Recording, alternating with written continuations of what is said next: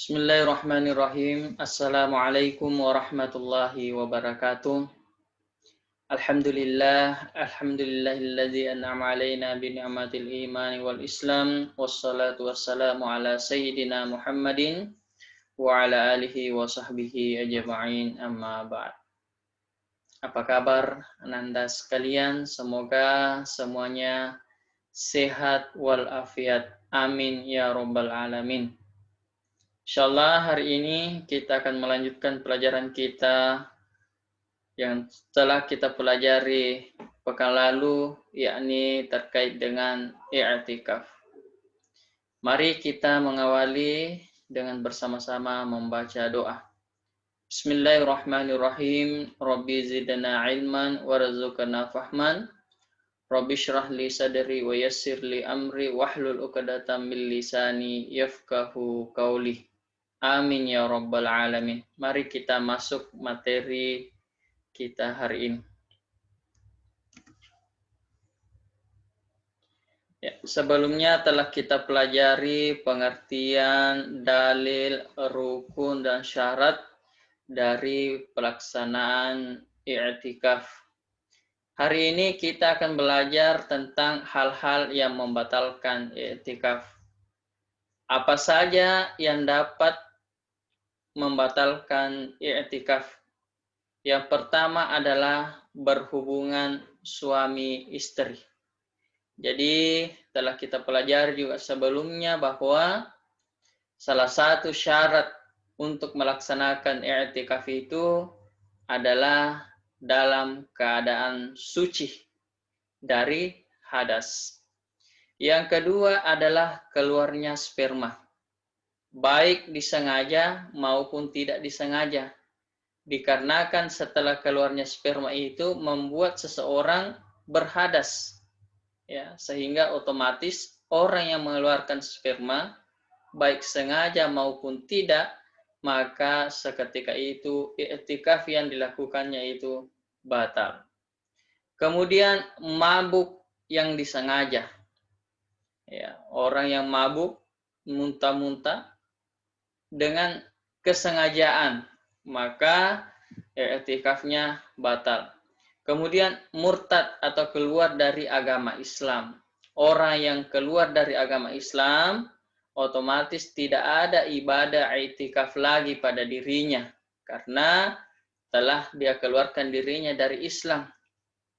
Kemudian ini khusus bagi wanita, yaitu haid dan nifas. Haid itu keluarnya darah, nifas juga keluar darah. Namun harus kita pahami bahwa haid itu terjadi kepada wanita yang sudah balik, ya, sudah balik. Sementara nifas itu terjadi ketika seorang wanita telah melahirkan, ya, telah melahirkan. Kemudian selanjutnya adalah keluar masjid tanpa uzur. Ya, maksudnya tidak ada sesuatu yang mengharuskan dia keluar, tetapi dia keluar dari masjid. Ya, sesuatu itu tidak penting, ya, sehingga dengan keluarnya dari masjid tanpa uzur, ya, tanpa adanya halangan, maka otomatis i'tikafnya itu batal. Kemudian keluar masjid untuk memenuhi kewajiban yang bisa ditunda. Ya, banyak kewajiban-kewajiban yang harus kita lakukan, termasuk seorang santri, ya, kewajibannya adalah belajar, tetapi ketika kewajiban itu masih bisa kita tunda, artinya bisa kita lakukan bukan pada waktu sekarang, lantas dia keluar dari masjid untuk melakukan itu, maka otomatis i'tikafnya batal. Nah, kita lihat sebaliknya hal-hal yang diperbolehkan ketika i'tikaf. Apa saja hal-hal yang boleh dilakukan ketika i'tikaf?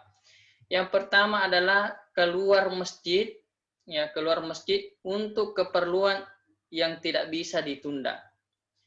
Misalnya kita mau buang air besar atau air kecil, ya tidak bisa ditunda. jangan sampai menjadi penyakit, maka kita keluar untuk ya membersihkan ya. Kemudian keluar dalam urusan ketaatan ya, misalnya tiba-tiba mama kita, ibu kita atau ayah kita sangat membutuhkan tenaga kita ya dan meminta kita, maka kita harus segera melakukan itu. Kemudian menyisir rambut dan merapikannya ya, menyisir rambut dan merapikannya. Tentu ini ketika mau melakukan i'tikaf memang kita sudah bersihkan ya, tidak perlu kita lakukan nanti di masjid, tapi dilakukan memang di rumah sebelum kita melaksanakan i'tikaf. Kemudian membawa kasur dan perlengkapan lainnya ke masjid ya. Yang jelas masjid itu bukan tempatnya untuk tidur-tiduran ya. Akan tetapi ketika kita butuh sesuatu, ya misalnya kita membutuhkan bantal-bantal kecil, ketika i'tikaf kita butuh istirahat sejenak, tidak apa-apa kita membawa bantal ya. Yang jelas bukan spring bed yang dibawa ke masjid ya. Oke. Kemudian makan dan minum dengan tetap menjaga kebersihan dan kemuliaan masjid. Boleh kita bawa makanan, minuman secukupnya ya, karena masjid itu bukanlah kantin, tetapi bolehlah kita makan sesuai dengan kebutuhan ya. Dengan catatan harus menjaga kebersihan, jangan sampai justru kita yang mengotori masjid ya. Ibadah yang kita harapkan ternyata justru ya kesalahan yang kita dapatkan. Kenapa? Karena tidak mampu menjaga kebersihan dan kemuliaan masjid itu sendiri. Oke, Anda sekalian, yang diperbolehkan juga adalah menerima tamu dan mengantarnya sampai ke depan pintu masjid. Ya, boleh jadi dalam kehidupan kita ada sesuatu ya kepentingan orang terhadap kita, sehingga mungkin mengunjungi kita ketika i'tikaf di masjid, boleh kita menerimanya, ya jangan ditolak ya. Dan boleh pula kita mengantarnya sampai di depan pintu masjid. Ya, selama kita menerima, yang jelas urusan itu adalah urusan ketaatan, bukan karena kemaksiatan. Kita antar sampai di pintu masjid, maka i'tikaf masih terhitung pada saat itu. Itulah hal-hal yang diperbolehkan ketika melaksanakan i'tikaf. Oke, kita lanjut. Amalan-amalan yang dianjurkan ketika i'tikaf. Ada dua orang yang melaksanakan i'tikaf, si A dan si B.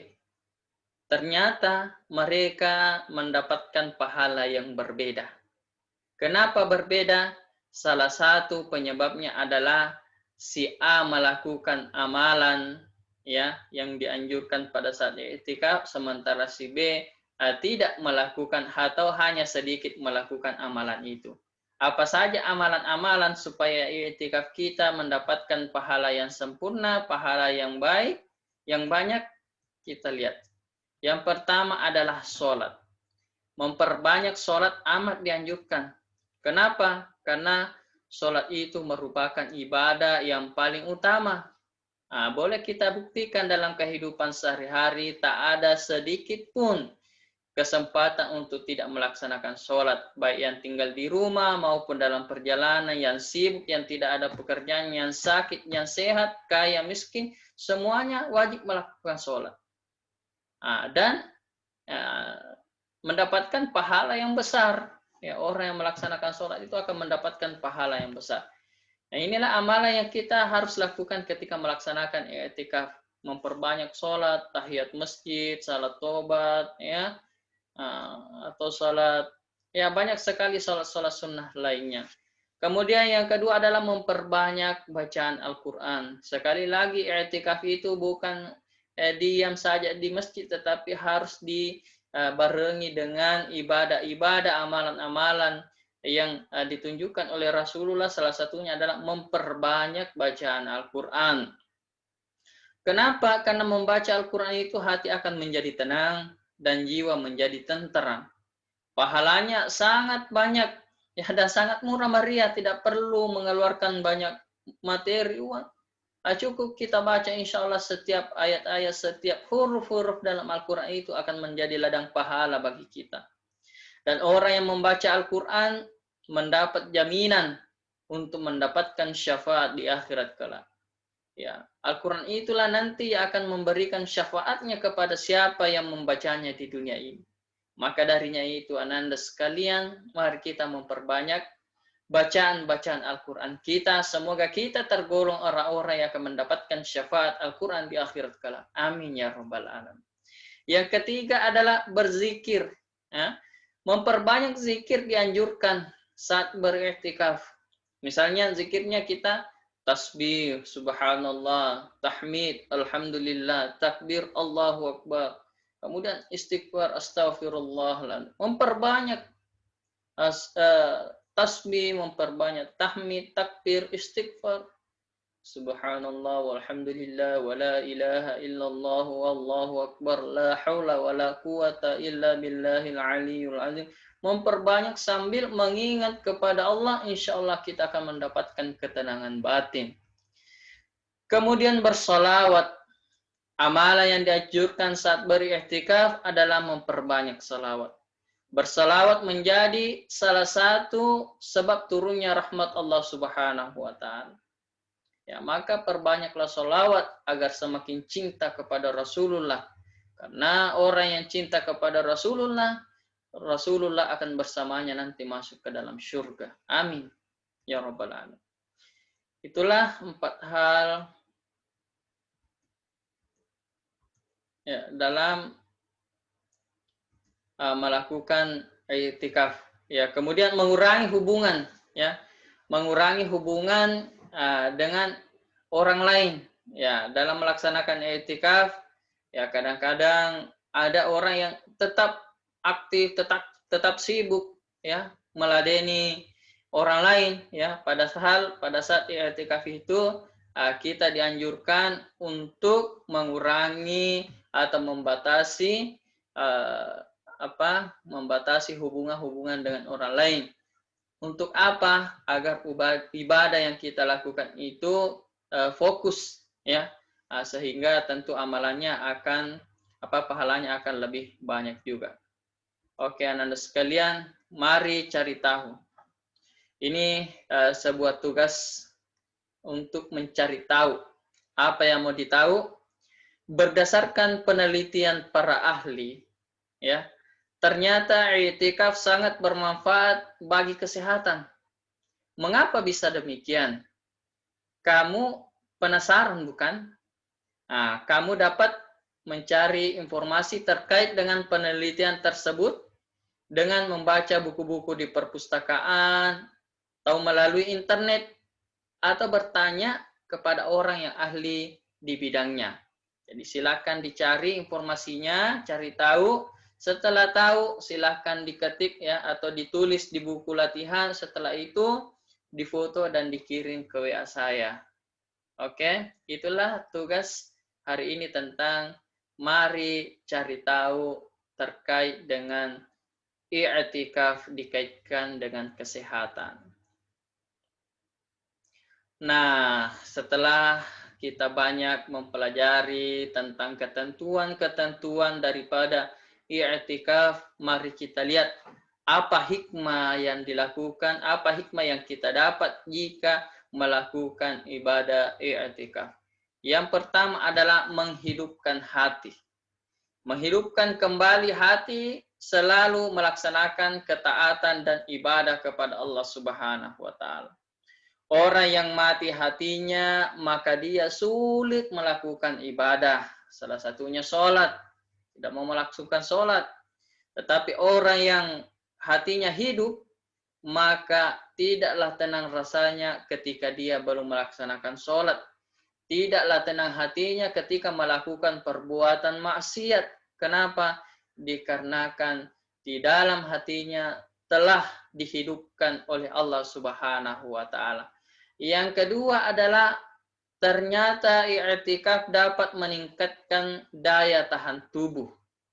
I'tikaf dapat membawa ketenangan jiwa dan batin. Dengan demikian akan mengalir energi positif yang bermanfaat untuk tubuh kita. Salah satu yang membuat imun ya atau kekebalan tubuh kita bisa lebih baik adalah energi positif. Terutama di COVID ini, tentu kita membutuhkan daya tahan imun yang luar biasa. Sehingga salah satu cara yang bisa kita tempuh untuk mendapatkan imunitas yang baik itu adalah dengan melakukan i'tikaf. Kemudian selanjutnya yang ketiga adalah muhasabah. Muhasabah itu adalah evaluasi diri dengan merenungi masa lalu, merenungi kesalahan-kesalahan, dosa-dosa yang telah kita lakukan pada masa yang lalu, baik kepada teman kita, kepada guru-guru kita, lebih-lebih kepada kedua orang tua kita. Sehingga dengan merenungkan itu, kita memohon ampun kepada Allah Subhanahu wa Ta'ala. Moga-moga Allah mengampuni segala dosa-dosa kita dan memikirkan hal-hal positif setelah merenungkan kesalahan-kesalahan. Mari kita perbaiki apa yang harus kita lakukan supaya kesalahan itu bisa menjadi baik, ya, sehingga Allah mengampuni kita, merahmati kita, orang-orang yang di sekeliling kita senang kepada kita. Inilah yang dimaksud dengan muhasabah. Orang yang melaksanakan i'tikaf akan senantiasa memperbaiki, mengevaluasi dirinya, sehingga orang yang lulus dari evaluasi itu, insya Allah dia akan mendapatkan derajat yang lebih tinggi dari sebelumnya. Kemudian ananda sekalian, yang keempat, hikmah daripada i'tikaf adalah mendatangkan ketenangan dan ketentraman. Sangat banyak sesuatu yang membuat kita panik dalam kehidupan ini. Tugas-tugas yang banyak menumpuk, ya.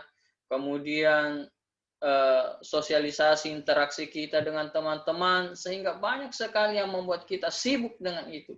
Salah satu cara untuk mendapatkan ketenangan dan ketentraman hati yakni dengan melaksanakan i'tikaf. Kemudian selanjutnya adalah mendatangkan berbagai macam kebaikan dari Allah Subhanahu wa Ta'ala. Banyak kebaikan-kebaikan yang akan diberikan Allah kepada siapa yang melaksanakan i'tikaf, beribadah kepada Allah, dan i'tikaf yang dilakukan adalah semata-mata ikhlas karena Allah Subhanahu wa Ta'ala. Amalan kita diangkat dengan rahmat dan kasih sayangnya Allah Subhanahu wa Ta'ala. Maka darinya itu hikmah yang terakhir yang akan kita dapat ketika melaksanakan i'tikaf adalah menjauhkan diri dari hiruk pikuk dunia. Ya, fokus beribadah untuk bekal kehidupan akhirat. Kadang-kadang dalam kehidupan kita, ya, setiap saat selalu kita hanya memperhatikan dunia, dan dunia. Sehingga dengan i'tikaf, moga-moga itu membuat kita tersadar bahwa dunia ini hanya sementara, sehingga kita akan fokus untuk menyiapkan bekal untuk diri kita di akhirat kelak. Baik ananda sekalian, mari kita praktekkan. Ingat, ilmu yang kita sudah dapatkan, apa yang saya sudah sampaikan, tidaklah berguna jikalau kita tidak mampu mempraktikkan dalam kehidupan sehari-hari. Ya, setelah mempelajari ketentuan i'tikaf, coba kalian praktikkan di lingkunganmu. Mulailah bersuci dari hadas, berwudu, mandi bersih, mandi wajib. Kemudian masuk ke masjid membaca doa, ya. Kemudian sholat tahiyatul masjid. Selanjutnya berniatlah untuk i'tikaf.